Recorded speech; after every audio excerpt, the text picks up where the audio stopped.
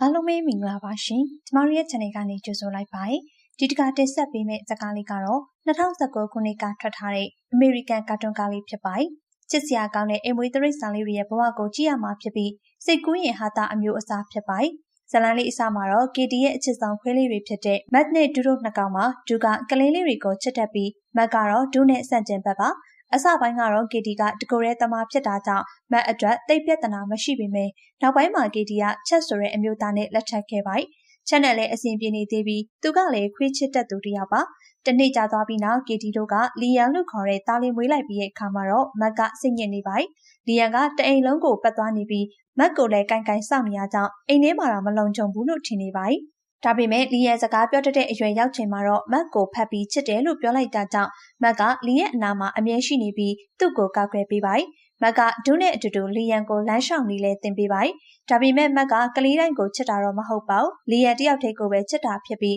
လီယန်ကိုကောက်ွယ်ပေးဖို့ကသူ့ရဲ့အလုံးလို့ထင်နေရပါ။မတ်တို့နေရဲ့တိုင်းမှာတခြားအိမ်မွေးတိရစ္ဆာန်လေးတွေလည်းရှိပါသေးတယ်။မတ်တို့အောက်ထပ်မှာနေရဲ့မော်လီဆိုတဲ့ကောင်မလေးစီမှာကစနိုးဘောလို့ခေါ်တဲ့ရုံလေးတစ်ကောင်ရှိပြီးမော်လီကစနိုးဘောကိုကလေးလေးလိုဆက်ဆံတာပါ။စနိုးဘောကိုရေချိုးပေးပြီးအင်ကြီးလေးတွေလည်းဝတ်ပေးပါတယ်။စနိုးဘောကတော့သူ့ကိုယ်သူစူပါဟီးရိုးလို့ထင်နေပြီးကဘာကြီးကိုကယ်တင်ဖို့လုပ်နေရပါ။စနိုးဘောကမတ်ကိုလီယန်တယောက်စပြီးတောင်းသွားပြီးဆိုရင်တေချာဂယူးဆိုင်ဖို့မှာနေပြီးမတ်ကတော့တောင်းမသွားဘဲသူနဲ့ပဲအိမ်မှာနေတင်တယ်လို့ပြောနေပါတယ်။အဲဒီချိန်ဒူကလီယန်အိမ်မှာမရှိဘူးလို့ပြောတာကြောင့်မတ်ကစိတ်ပူသွားပြီးတခြားအိမ်ကြီးချင်းအိမ်မွေးတိရစ္ဆာန်လေးတွေကိုဆက်သွယ်မေးကြည့်ရဲ့အခါလီယန်ကအဖေဖြစ်သူနဲ့အတူရှိနေရပါမတ်ကစိတ်ဖိစီးလာရင်ခြေထောက်နဲ့လက်ပင်ကိုကုတ်နေတတ်တာကြောင့်KDကသူ့ကိုစေးကန်းခေါ်သွားပါတယ်ဆရာဝန်ကလက်ပင်ကိုကုတ်လို့မရအောင်အစွတ်တစ်ခုတက်ပေးလိုက်ပါတယ်နောက်တော့KDတို့ကခီးထွက်ကြမယ်ဆိုတာကိုသိလိုက်ရတော့မတ်လည်းပြောသွားခဲ့ပြီးသူ့အကြိုက်ဆုံးပြားရုပ်လေးကိုဘယ်မှာအထားခဲ့ရမှန်းမသိဖြစ်နေပါတယ်။ဒါနဲ့ပဲကလိုဝီလို့ခေါ်တဲ့ကြောင်စီမှာအထားဖို့လုပ်ပြီးမဲ့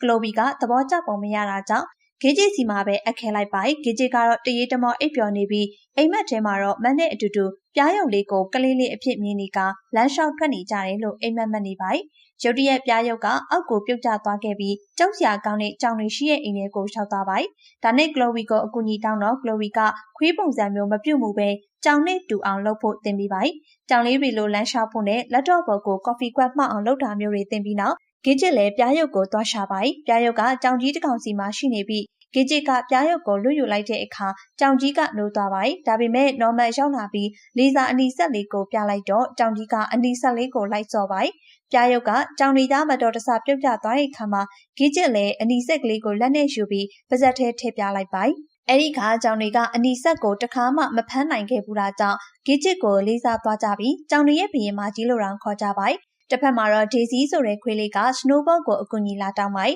။လေပေါ်မှာတွေးခဲ့ရတဲ့ကြားတစ်ကောင်ကိုရက်ဆက်တဲ့ပိုင်ရှင်တစ်ယောက်ကလောင်ရင်ထဲမှာဖမ်းထားတဲ့အကြောင်းနဲ့ကြားကိုကဲပြီးဖို့ပြောပါတယ်။စနိုးဘောကတော့ချက်ချင်းသဘောတူလိုက်ပြီးဒီစီနဲ့အတူကစားကွင်းကိုလိုက်သွားကြပါတယ်။ကစားကွင်းကိုရောက်တဲ့အချိန်မှာစနိုးဘောဟာစက်ကပ်ဝင်ပလေတွေလိုက်ဖမ်းတာခံရပြီးသူထင်ထားသလိုမျိုးစူပါဟီးရိုးပုံစံဖြစ်မနေခဲ့ပါဘူး။ဒါပေမဲ့ဒေစီကတော့ရဲရစ်ပြီးဝင်ပလေတွေကိုတိုက်ခိုက်ကစနိုးဘောကိုတောင်ကယ်တင်လိုက်ပါတယ်။နောက်တော့ကြားကိုလွတ်သွားအောင်လုပ်နိုင်ခဲ့ပြီးကြားကရှောက်စော့နေရင်ကားရီကိုပါပျက်စီးသွားအောင်လုပ်နေရကြောင်းဒီတိုင်းလမ်းပေါ်မှာမထားခဲ့ကြပဲစနိုးဘောလည်းသူတို့တိုက်ကအသက်အကြီးဆုံးခွေးဖြစ်တယ်လို့တခြားတိရစ္ဆာန်လေးတွေကိုလည်းစောက်ရှောက်ပေးနေတဲ့နေရာကိုခေါ်လာခဲ့ပါတယ်။ဒါပေမဲ့ပါပီလေးတွေလိုမဟုတ်ပဲကြားကတော်ရဲတိရစ္ဆာန်ဖြစ်တာကြောင့်တညပဲလက်ခံမယ်လို့ပြောပါတယ်။ဒါနဲ့စနိုးဘောလည်းကြားကိုပင်မှာထားရမှန်းမသိရနဲ့မတ်တို့အိမ်ကခီးသွားနေရကြောင်းလက်တလောတော့မတ်တို့အိမ်မှာထားလိုက်ပါတယ်။စက်ကပ်ပညာရှင်ကတော့ဒေစီရဲ့ပြုတ်ကျကြံခဲ့တဲ့ကလစ်ကိုတွေ့သွားပြီးသူ့ရဲ့ဝင်ပလေတွေကိုအနံ့ခံကိုင်းကဒေစီတို့ကိုသွားရှာဖို့လွတ်လိုက်ပါတယ်။မတ်တို့ကတော့ကီတီဦးလေးရဲ့လေကိုရောက်လာကြပြီးဒုကပြောနေပေမဲ့မတ်ကတော့စိတ်ညစ်နေပါတယ်။မတ်ကကြက်စင်လိုက်တာလေးခံရပြီးသူ့ကိုလေထဲကတိုးထိန်ခွေးတစ်ကောင်ကကဲလိုက်ပါတယ်။အဲ့ဒီခွေးကယူစတာလို့ခေါ်ပြီးယူစတာကလီယန်ကိုအပြင်ကိုသွားလာခိုင်းတင်ကြောင်းနဲ့မတ်ကအကာအကွယ်လွန်နေရလို့ပြောပါတယ်။ကီတီရဲ့ဦးလေးကခွေးတွေကိုအိမ်ထဲမဝင်ခိုင်းတာကြောင့်မတ်ကပဒင်းပေါက်ကနေပဲလီယန်အစဉ်ပြေးရလားလို့ခဏခဏသွားကြည့်နေပါတယ်။မတ်ကတိုက်ခန်းထဲမှာပဲနေလာတာကြောင့်အပြင်မှာမအိတ်တက်ပဲတခြားအကောင်တွေကိုလည်းကြောက်နေပါတယ်။အဲ့ဒီချိန်မြေခွေးတစ်ကောင်တိုက်ခိုက်တာခံလိုက်ရပေမဲ့ကံကောင်းတာကယူစတာရောက်လာပါတယ်။ယူစတာကမြေခွေးကိုချောက်လိုက်ပြီးမတ်လေပင်ကအရာကိုလည်းဖြုတ်လိုက်ပါတယ်။နောက်တစ်ရက်မှာတော့လီယန်ကပုံမြေစာအုပ်ကိုဖတ်ဖို့လုပ်တော့မန်နေတူကစာမဖတ်တတ်ပေမဲ့ပုံလေးတွေကိုကြည့်ပြီးရှင်းပြပါတယ်။ ပုံမြင်ထဲမှာဝင်ပလီပေါ်လာတဲ့အခန်းရောက်တော့လီယန်ကြောက်သွားမှဆိုလို့မက်ကစောင်းကိုပိတ်လိုက်ပေမဲ့ယူစတာရောက်လာပြီးဝင်ပလီကကောင်မလေးနဲ့သူ့အဖွားကိုစားလိုက်တယ်လို့ပြောလိုက်ပိုက်မက်ကကလေးကိုမချောင်းနဲ့လို့ပြောတော့ယူစတာကလီယန်ကြောက်နေရမဟုတ်ပဲမက်ကသာကြောက်နေရလို့ပြောပိုက်နောက်တော့ဝက်တကောင်ကအပြင်ကိုထွက်လာပြီးအသီးနှံတွေစားနေရောသူကယူစတာကိုခေါ်ဖို့လုပ်ပေမဲ့မက်ကသူ့ဘာသာသူလုံနိုင်တယ်လို့ဆိုကဝက်ကိုအထဲပြန်သွင်းဖို့လုပ်ပိုက်ဒါပေမဲ့မအောင်မြင်ခဲ့ပဲမက်ကြောင့်ခြံစည်းရုပ်ပြုတ်သွားပြီးတိုးရီပါအပြင်ကိုလွတ်ထွက်သွားကြပါယူစတာရောက်လာပြီးတိုးရီကိုအထဲပြန်သွင်းလိုက်နိုင်ပေမဲ့တိုးငယ်လေးတစ်ကောင်ကတော့အဝေးကိုရှောင်နေပါဒါနဲ့တိုးငယ်လေးကိုလိုက်ရှာကြရင်ကြောက်ကဘာပီးနာမှာပေါက်နေတဲ့အပင်ကအရွက်ကိုစားနေရတွေ့သွားပါယူစတာရဲ့ကိုလေးချိန်နဲ့ဆိုရင်အပင်ကျိုးကြမှာစိုးရင်လို့မက်ကိုကြောက်မနေဖို့ပြောပြီးတိုးငယ်လေးကိုသွားခေါ်ခိုင်းပါမက်ကတော့သူဟာကြောက်တတ်ကြောင်ဝင်ခံလိုက်ပြီးယူစတာကတော့မကြောက်တတ်ဖို့အရင်ဦးဆုံးလုပ်ရမယ့်အရာကမကြောက်ဘူးဆိုပြီးကိုဟန်ဆောင်မနေဖို့လို့ပြောပါမက်လည်းကြောက်ကဘာအောက်ကိုပြုတ်ကြမလို့ဖြစ်သွားခဲ့ပေမဲ့လည်းနောက်ဆုံးမှာတော့တိုးလေးကိုပြန်ခေါ်လာနိုင်ခဲ့ပါ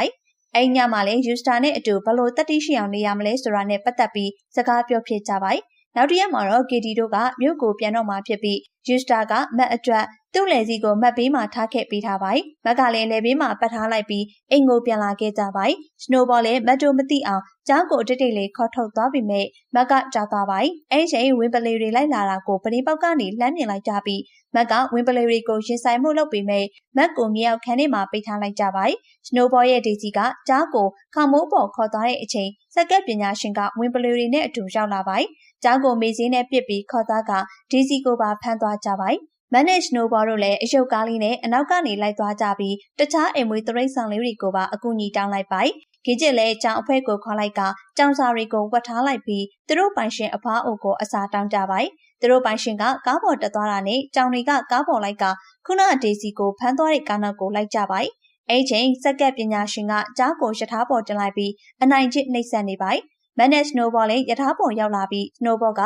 ဒေစီကိုအမြောက်ပြောင်းဝမှာရှာတွေ့သွားပါမက်နောက်ကိုတော့ဝင်းပလီတွေကလိုက်နေကြပြီးရထားခမိုးပေါ်မှာပြေးလွှားနေရင်းနဲ့မက်ကအရင်လိုမကြောက်တတော့ပဲဝင်းပလီတွေကိုရင်ဆိုင်ပါဝင်းပလီတွေကိုရထားပေါ်ကနေပြုတ်ကျအောင်လုံးလိုက်နိုင်ပြီးစနိုဘောကလည်းစက္ကန့်မြောက်နဲ့ရင်ဆိုင်နေရပါနောက်တော့ဒေစီကိုကယ်လိုက်နိုင်ပြီးမြောက်ကိုတော့အမြောက်ပြောင်းဝမှာထည့်ထားလိုက်ပါမြောက်ကိုအမြောက်နဲ့ပြစ်လွှတ်လိုက်တဲ့အချိန်မှာမတော်တဆမက်ကိုထိမိသွားခဲ့ကရထားပေါ်ကနေပြုတ်ကျသွားပါမက်ကတော့ဇွဲမလျှော့ပဲပြေးလွှားရင်းနဲ့ဖြက်လန်းကနေသွားကဥမင်လိုင်းကောင်းပေါ်ကနေရထားကိုစောင့်နေပါနောက်တော့ရထားလာတဲ့အချိန်ရထားပေါ်ခုန်တက်လိုက်ပြီးစက်ကက်ပညာရှင်ကိုလည်းကိုက်လိုက်ပါစနိုဘောနဲ့ဒေစီပါပါဝင်လာကြပြီးစနိုဘောကလည်းသူ့မျက်နှာကိုလက်သီးနဲ့ထိုးပါနောက်ဆုံးတော့ရထားကရှက်သွားပြီးစက်ကက်ပညာရှင်ကသူတို့ကိုပြန်တိုက်ခိုက်ဖို့လုပ်နေချိန်မှာကြောင်လီမောင်းလာတဲ့ကားကစက်ကက်ပညာရှင်ကိုဝင်တိုက်လိုက်ပါအဲဒီနောက်ဂစ်ကျက်လည်းမတ်တူးနဲ့အတူကြောက်အပါကားပေါ်တင်ကအိမ်ပြန်သွားကြပါနောက်ရက်အနေငယ်အကြာမှာတော့အရာအလုံးဟာပုံမှန်အတိုင်းပြန်ဖြစ်သွားပြီးကြားကိုတော့အဖွားအုပ်ကခေါ်ထားက